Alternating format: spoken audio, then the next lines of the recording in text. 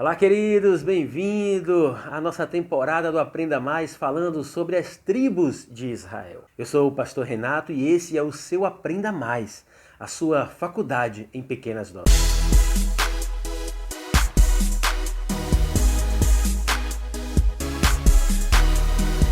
Bom, no primeiro episódio, se você não assistiu, eu te convido a voltar lá e assistir, que nós fizemos uma introdução sobre essas tribos, falando sobre a descendência de Jacó, os seus 13 filhos. De uma forma introdutória, falamos sobre a bênção de Jacó, a bênção de Moisés, a bênção de Josué sobre cada uma dessas tribos, sobre a tribo de Levi, que não teve uma divisão de terras, mas sim propriedades de cidades, e sobre a tribo de José, cuja bênção veio sobre os seus filhos, Efraim e Manassés, chamadas de meia tribo. Hoje nós vamos mergulhar filho a filho, tribo a tribo, para que você entenda o papel de cada uma delas. O primeiro filho, a primeira tribo que falaremos é Rúben. Gênesis capítulo 29, verso 32, a Bíblia é muito clara de que ele é o filho mais velho de Jacó com Lia. Lia engravidou, deu à luz a um filho e deu-lhe o nome de Rúben, pois dizia: o Senhor viu a minha infelicidade. Agora, certamente, o meu marido me amará. Veja a esperança de Lia com a chegada desse filho. Qual mãe não se alegra com a chegada de um filho? E a expectativa de Lia nesse casamento era que Rúben pudesse trazer grandes alegrias para eles. Como o irmão mais velho, existia sim responsabilidade sobre ele. Gênesis capítulo 37, veja essa história. É agora, vamos matá-lo e jogá-lo num desses poços, e diremos que um animal selvagem o devorou. Veremos então o que será dos seus sonhos. Quando Rúben ouviu isso, tentou livrá-lo das mãos dele, dizendo: não lhe tiremos a vida. E acrescentou: não derramem sangue, joguem-no naquele poço no deserto, mas não toquem nele. Rúben propôs isso com a intenção de livrá-lo e levá-lo de volta para o seu pai. E verso 29 diz: quando Rúben voltou ao poço e viu que José não estava ali, rasgou as suas vestes. Veja a responsabilidade de um filho mais velho, diante de uma ciumeira de todos os irmãos a respeito de José, onde todos tentavam matá-lo. Rúben, como irmão mais velho, se compadeceu e propôs livrá-lo e entregá-lo de volta ao seu pai. Gênesis 42, 22. Rúben respondeu: eu não lhes disse que não maltratem um menino? Mas vocês não quiseram me ouvir. Agora teremos que prestar contas do seu sangue. Veja a responsabilidade que Rúben carregava. Ele saberia que precisaria prestar conta da vida do seu irmão. Gênesis 42, 37, ele faz uma promessa ao seu pai, dizendo que poderia matar os seus filhos se ele não trouxesse José de volta. Mas Gênesis capítulo 35, verso 22, fala de um grande pecado cometido por Rúben, quando se deita com Bila, que era concubina do seu pai. E quando ele soube, isso mexeu profundamente com a relação entre Jacó e Rúben. Em Gênesis capítulo 49, no texto áureo em que Jacó reúne os seus filhos e começa a abençoar a cada um deles, deixa claro o quanto esta relação entre Rúben e Jacó foi estremecida com esse pecado de Rúben. Rúben, você é o meu primogênito, minha força, o primeiro sinal do meu vigor, superior em honra, superior em poder, turbulento como as águas, já não será superior, porque você subiu à cama do seu pai, ao meu leito, e o desonrou.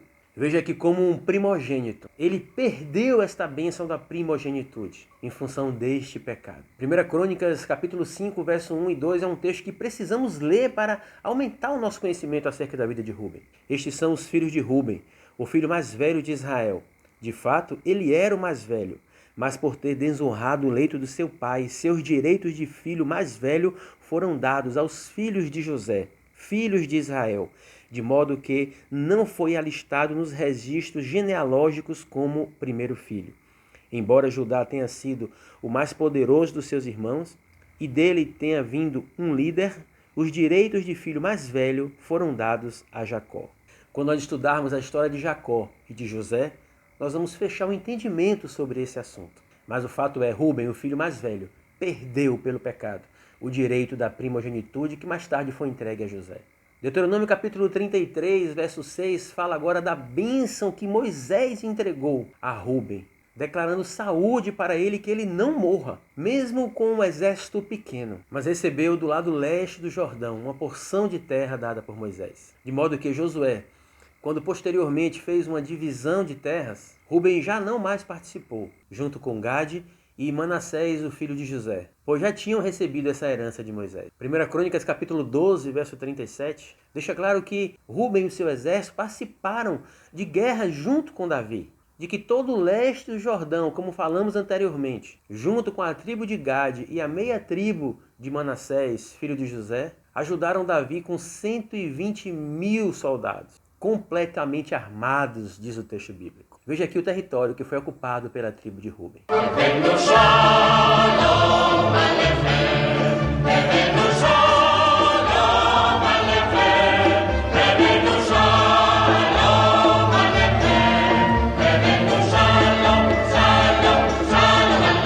Vamos agora falar do segundo filho, Simeão, segundo filho de Jacó com Lia. Gênesis capítulo 29, verso 33. Lia engravidou de novo, e quando deu à luz outro filho, disse: porque o Senhor ouviu que sou desprezada, deu-me também este, pelo que o chamou Simeão. Veja o discurso de Lia, ainda se sentindo desprezada e entendendo que esse filho seria mais uma ferramenta de Deus para abençoá-la. Vejam a bênção, aquilo que o pai Jacó falou sobre Simeão. Gênesis 49, verso 5. Simeão e Levi são irmãos, suas espadas são armas de violência. Que eu não entre no conselho deles, nem participe de sua assembleia, porque em sua ira mataram homens e a bel prazer aleijaram bois, cortando-lhes o tendão. Maldita seja a sua ira tão tremenda e a sua fúria tão cruel. Eu os dividirei pelas terras de Jacó e os dispersarei em Israel. Veja que a espada, a violência e a ira eram marcas de Simeão. E essa promessa do pai Jacó de dispersão da tribo de Simeão foi uma grande verdade. Juízes capítulo 1, verso 3 e 17, fala dessa unidade de Simeão com a tribo de Judá, numa batalha contra os cananitas. Então os homens de Judá disseram aos seus irmãos de Simeão: venham conosco ao território que nos foi designado por sorteio, e lutemos contra os cananeus. Iremos com vocês para o território que lhes foi dado. E os homens de Simeão foram com eles. Depois os homens de Judá foram com os seus irmãos de Simeão e derrotaram os cananeus que viviam em Zefate e destruíram totalmente a cidade. Os filhos de Simeão são Nemuel, Jamim, Jaribe, Zerá e Saul. E vejam que depois dessa guerra que eles lutaram contra os judeus, tanto Simeão como seus filhos viviam muito próximos de Judá. Josué 19, verso 1 a 9, fala dessa proximidade, dessa divisão, desta bênção dada por Josué a esta tribo. Na segunda vez, a sorte saiu para a tribo de Simeão, clã por clã. A herança deles ficou dentro do território de Judá. Eles receberam Beceba ou Sebá, Moledá, Hazar-Suá, Balá, Azen, Eltolade, Betu, Hormá, Ziclag, Bet-Marcabote, Hazar-Susa, Bet-Lebaote e Saurém. Eram 13 cidades com seus povoados: Aim, Rimon, Eter e Assã.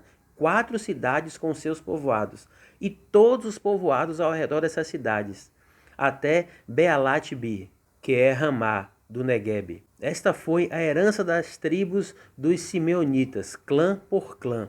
A herança dos simeonitas foi tirada de Judá, pois Judá recebera mais terras do que precisava. Assim, os simeonitas receberam a sua herança dentro do território de Judá. Posteriormente, ainda nós vemos a tribo de Simeão se unir também a Davi, com 7.100 guerreiros prontos para o combate, diz a palavra do Senhor. Veja aí o território de Simeão.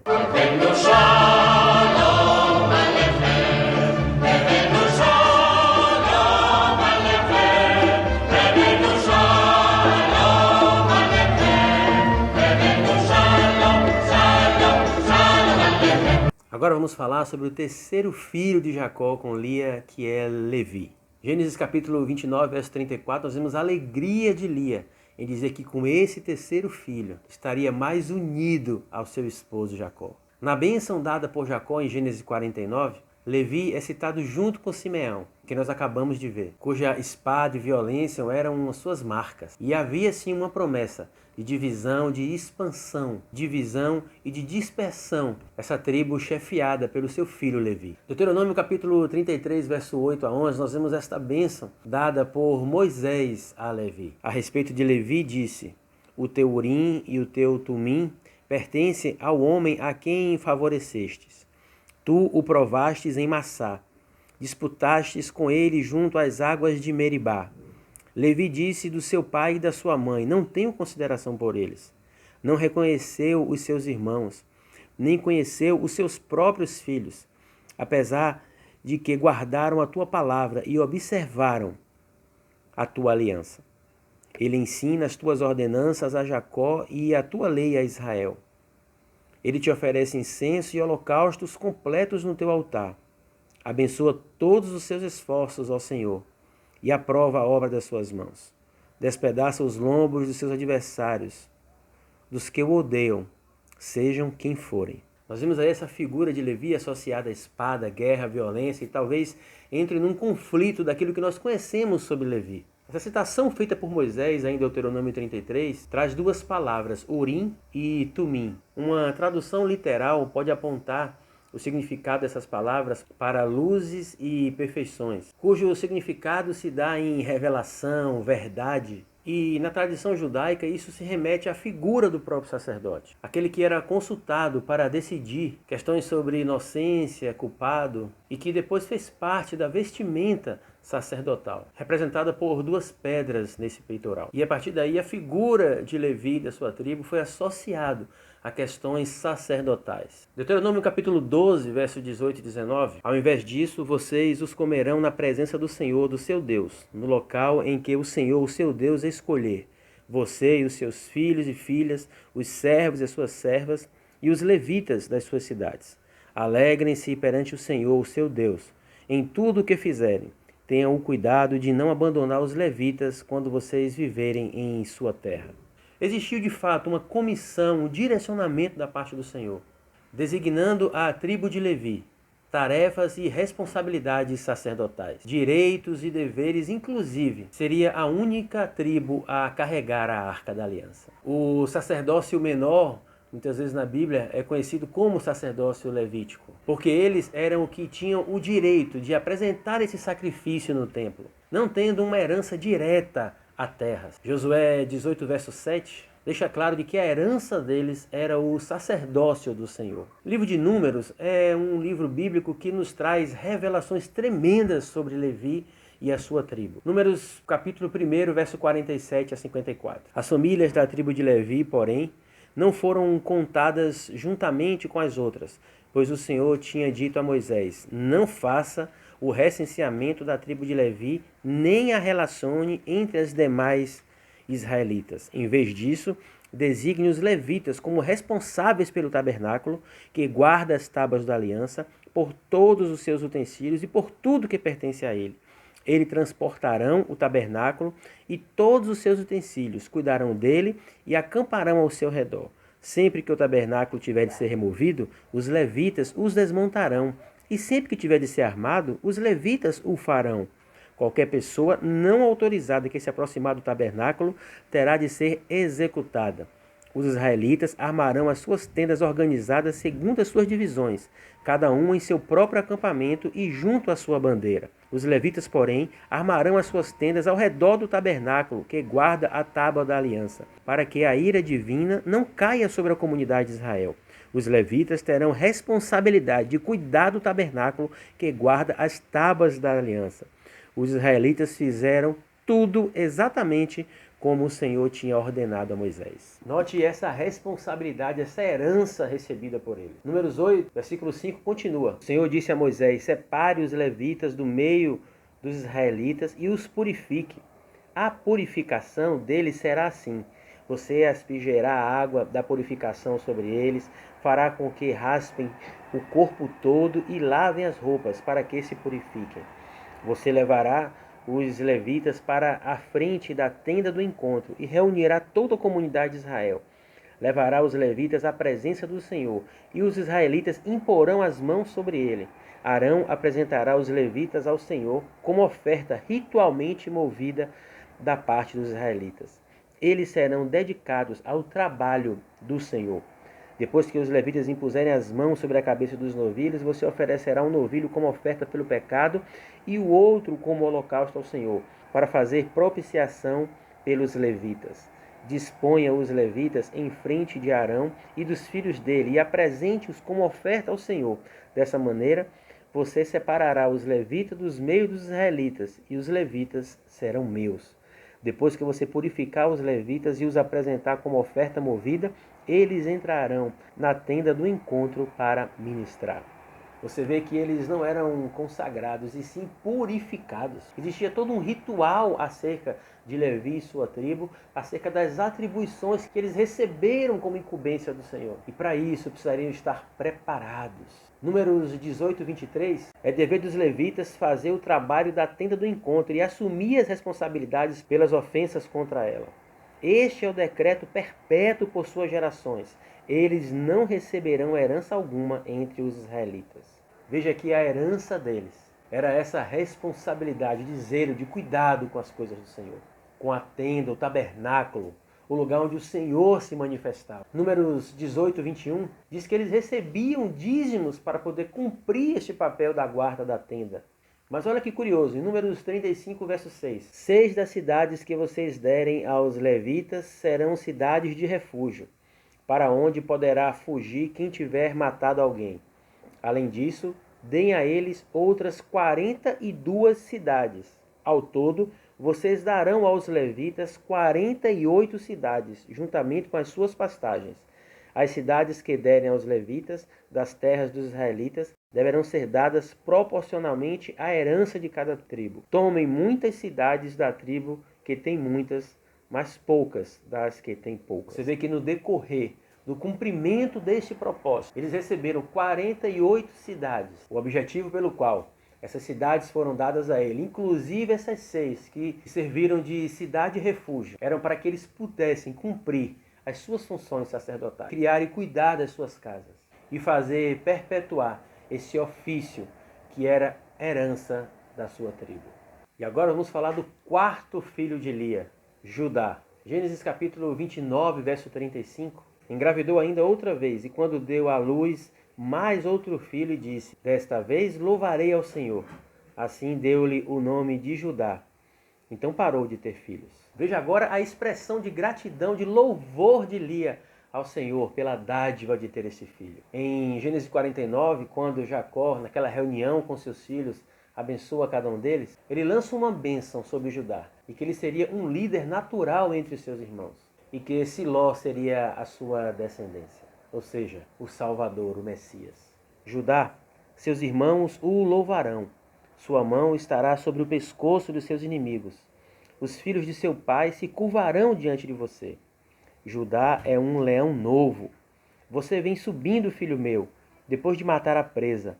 Como um leão ele se assenta e deita-se como uma leoa. Quem tem coragem de acordá-lo? O cetro não se apartará de Judá, nem o bastão do comando de seus descendentes, até que venha aquele a quem ele pertença, e a ele as nações obedecerão. Ele amarrará seu jumento a uma videira, e o seu jumentinho ao rumo mais seleto.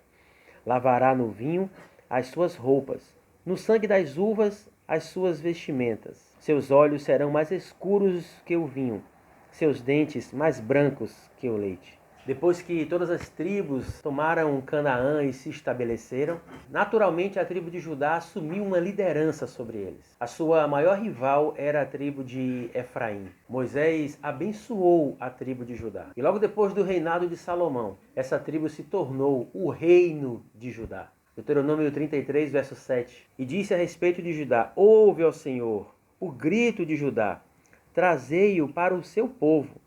Que as suas próprias mãos sejam suficientes e que haja auxílio contra os seus adversários. Posteriormente, também Judá se integrou e ajudou Davi nas suas batalhas, enviando 6.800 soldados, armados com escudo e lança.